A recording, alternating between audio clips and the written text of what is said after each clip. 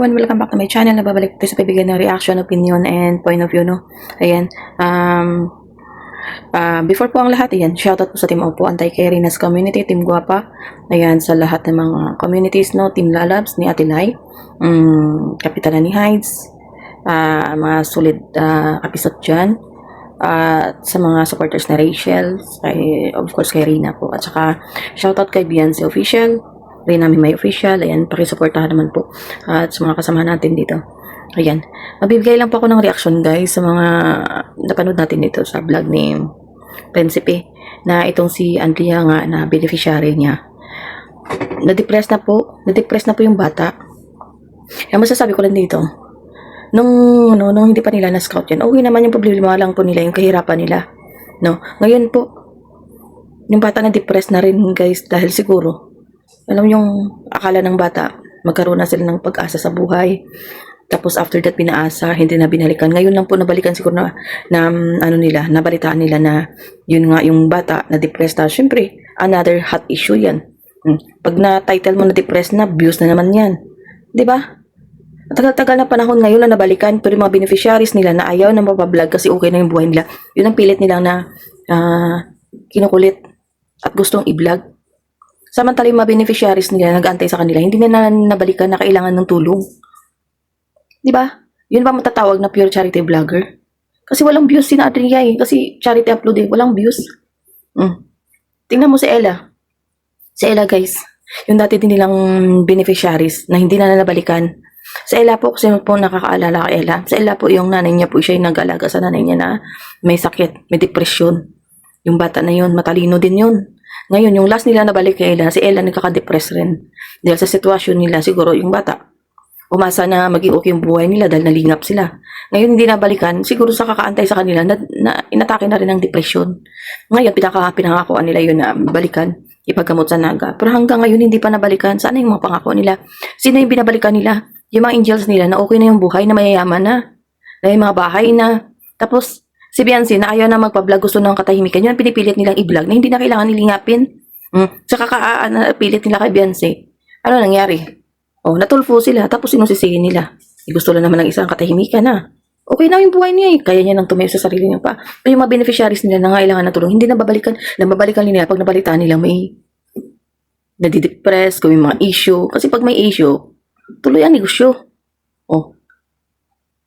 Kasi walang views eh. Pag walang issue, complain charity vlogger. So, ibig sabihin, hindi sila tunay na charity vlogger. Kasi walang views eh. Kasi alam mo yung viral yan, araw-arawin nila yan tulad kay Rina noon. Araw-arawin nila yan tulad sa ano na yan, tinatawag nilang zombie. Tingnan mo tatlong bata na mahihain, tinawag nilang zombie. Tama ba yan? Discrimination yan guys. Paninirang puri yan. Tawagin mong zombie yung isang tao. Diba? Diyan mo makikita, no? Si Andrea na yan, pinaasa nila. Siguro sa kakantay ng bata. Siguro nang nilingap sila. Nagkaroon ng pag-asa sa buhay ng bata. Nakala, yun ang time na maging mabago yung buhay niya, matulungan sila. Pero since na walang views, hindi na nila binalikan. Ngayon pa lang nila binalikan dahil na-depress na. Siyempre, hot issue na yan. Scoop na bagay. Big scoop yan. Kawawa po. Tapos, ano nangyari sa'yo? Anong nangyari sa'yo? Nag-entay sa inyo yung bata na yan eh. Hindi yun na binalikan. Kaya nagka-depress. Kaya huwag kayong magtanong. Kasi kung araw-araw, once a week yung binalikan niyan, monitor yung buhay nila kasi deserve naman talaga nila yung tulong. Di ba? Hindi sana darating sa mga ma-depress yung bata na yan. Siyempre may nakapitan siya, may tumutulong paano ma-depress. Tapos matatanong kayo kung ano nangyari. May gusto bang sabihin sa inyo? Baka yung gustong sabihin sa inyo, bakit ngayon lang kayo? Saan yung pangako nyo? Once a week, halos kayo mag-live, mag-upload sa mga LTLT nyo dyan. Napakilig-kilig. Samantala yung mga nag-antay na makawawa yung beneficiary na pinaasa nyo.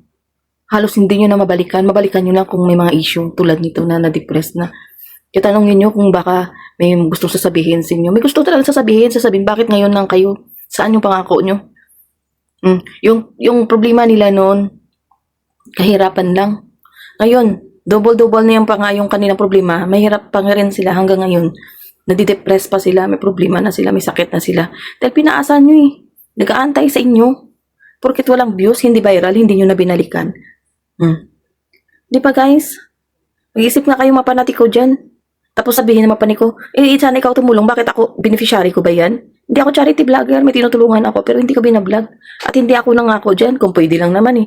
Kaya nga hindi ako nagsa-charity vlogger kasi wala akong kakayahan tumulong. Sila yung amo mo, may kakayahan tumulong yan dahil maraming pera na imbak yan gamit yung mga viral niyan, na mga beneficiaries tulad ni Narina. Maraming na-imbak na pera yan. Dapat, di ba yung kinita niya sa ibang beneficiaries yan, di ba sinasabi niya, pinagtutulong niyo din sa iba. Bakit yung hindi viral, hindi niya binabalikan? Anong rason bakit ngayon pala nabalikan si Andrea? Ang tagal-tagal na ng mga viewers tinatanong yan, yung bata na sa Lumang Siban. Bakit? Anong rason bakit ngayon ang binalikan? Dahil walang sponsor, dahil walang views. So paano? Tunay ba yan na pagtulong? Kasi yung tunay na pagtulong, yung deserve na tulungan nyo, ang balik-balikan nyo, hindi yung mga angels nyo dyan na okay na sa buhay sina Joy. Ano pang, what purpose? Bakit iba-vlog pa sina Joy, sina Carla? Okay na yung buhay ng mga yan. Di ba? Si Beyonce na yun ang babablog, pinipilit yung i-vlog, kaya tuloy na natulfo kayo. Oh. Yung mga beneficiaries yung nag-aantay sa inyo, di-depress na sa kakantay sa inyo. Ilan na beneficiaries na depress? Yung si Bass Girl, muntika na rin. Na-depress na dahil walang, gusto mag-aral, walang pangbaon, muntika na na-stop sa pag-aral, kaya na-depress. Di ba? Kiniklaim nyo na ano nyo yan, scholar. Bakit nagkaganon? Di ba? Kayo mga panatiko, mag-isip nga kayo. Tingnan mo si Bass Girl, sa lahat ng binigay niya, yung mga sponsor, ang laki-laking binigay, magkano lang binigay ni Prinsipe? 5,000? Yung pag-vlog niya kay Bass Girl, kahit sabihin natin mababa yung views, hindi bumababa sa 200k yung views. Magkano yung kinikita niya doon? 5,000 lang yung binigay niya kay Bass Girl. Ibig sabihin, kumita siya doon kay Bass Girl. How much more sa mga viral niya na mga beneficiary? Di ba? Malaking kinikita niya kahit si Andrea i-vlog niya yan. Bigyan niya lang yan, kahit i-vlog niya yan weekly. Bigyan niya lang ng 5,000 yan, 4,000. May kita pa rin siya dyan, kasi malaki yung views, kasi wala kayong subscriber niya. Bakit hindi niya tutukan yung mga kawawa na yan? Di ba? Bakit doon siya nakaikot sa mga angels niya? Kasi hindi siya nabubusog sa maliit lang nakita, gusto niya yung paldo siya kaagad. Kaya naghahanap siya ng mga viral. Kasi nasanay na siya na yung mga beneficiary niya, malaki yung kinikita niya. Hindi na siya nabubusog, naliliitan na siya sa kinikita sa mga mahirap. Gusto niya yung mga sikat na sa mga viral, kaya hindi niya mabibitawan. Sinabihan, sino pa dyan. Hindi na siya sanay sa maliit lang nakita eh. Na tulad ngayon, tulad noon mula nung dumating si Rina sa kanya. Tingnan mo kay Rina, balikan natin kay Rina ha. Sino hindi magagalit? Nung panahon sa kay Roda, kaya kong patunayan na kami yung tumutulong sa kay Rina sa panahon kay Roda. Hindi na nga tinutulungan, binablog niya yung kita niya sa pagbablog kay Rina nung sa panahon kay Roda. Shoot sa bulsa. Ano lang binibigay niya kay Rina? Hamburger. Kung mabigyan ng pera, 1,000 ng 2,000. Pero yung views niya kay Rina ang laki. Kahit sa kabilang channel niya i-upload, hindi mo bababa sa 200k yung views ni Rina. Siya yung pinaka may malaking views doon. Yung kita niya doon sa vlog, sinulo niya. Kami yung tumutulong. Hindi niya na nga tinulungan, pati yung pera ng bata, hindi niya pa ibibigay. Ibig sabihin, hindi siya tumulong kay Rina, si Rina yung tumulong sa kanya, pati pera ng bata, ayaw ibigay. Sino hindi magagalit dyan? Kaya ko naman patunayan na kami yung tumutulong, hindi siya. Ibig sabihin, yung pera ni Rina, intact sa kanya. Tapos gagawa siya ng kwento. Ngayon, kung ito yung sinasabi niya, bakit hindi niya sagutin yung akusasyon ko? Bakit hindi niya hayaan na magharap kami sa tulfo, maglabasan ng ebidensya? Yun lang naman eh. Hindi yung puro sabi-sabi lang, dapat may ebidensya, Rab. Napatunayan mo na ibigay mo kay Rina yung pera kasi kaya ako, may mga backup evidence ako na kay Roda mismo galing. Hindi ka nagbibigay at hindi ka pumupunta doon kaya nga kami tumutulong eh. Sa tingin mo magbibigay kami ng ayuda monthly sa gamutan pag-aaral, tutor? Fully paid namin yung tutor, fully paid yung gamutan, fully paid yung pag-aaral kasi nga may mga ano yan. Tinatanong namin yan kung magkano yung gastusin. Saan ka pa nagbibigay diyan kung fully paid namin monthly? 'Di ba? Ito nga panatiko, paniwala sa'yo. Nabubulaga na. Tingnan mga beneficiary mo. Nababalikan mo ba sila pag hindi viral? Tingnan mo si Vanessa. Tagal-tagal na namin yung inaantay na balikan mo. Ngayon mo palang binalikan dahil na-depressed na. Siguro nabalitaan. Siyempre, big scoop na naman yan. Wala kayong awa. Wala kayong awa sa mga beneficiary nyo sa tutulang. Kasi may awa kayo tunay na charity vlogger. Ano ba naman balikan nyo siya is i-check nyo monthly kahit bigyan nyo lang 10k monthly doon. Hindi ka lugi sa views eh. Hindi naman bumaba yung views ng mga beneficiaries mo sa 200k. Kano kita sa 200k, may kita ka pa rin. Ayaw mo kasi nga nasanay ka na sa paldong-paldong kita. Yun yung totoo. Kasi kung tunay na charity vlogger kayo, hindi mo iisipin yung views, isipin mo yung makatulong ka. Kami nga dito sa Antay, tumutulong kami, walang vlog eh. May mga beneficiaries kami, binablog ba namin? Hindi. Galing sa sarili ng bulsa yung tinutulong namin. Ikaw, ang laki-laki ng views mo. Kumita ka pa dyan, wag mong sabihin, hindi ka kumita, yumaman ka, bakit mayaman ka ba noon? Galing ka din sa wala.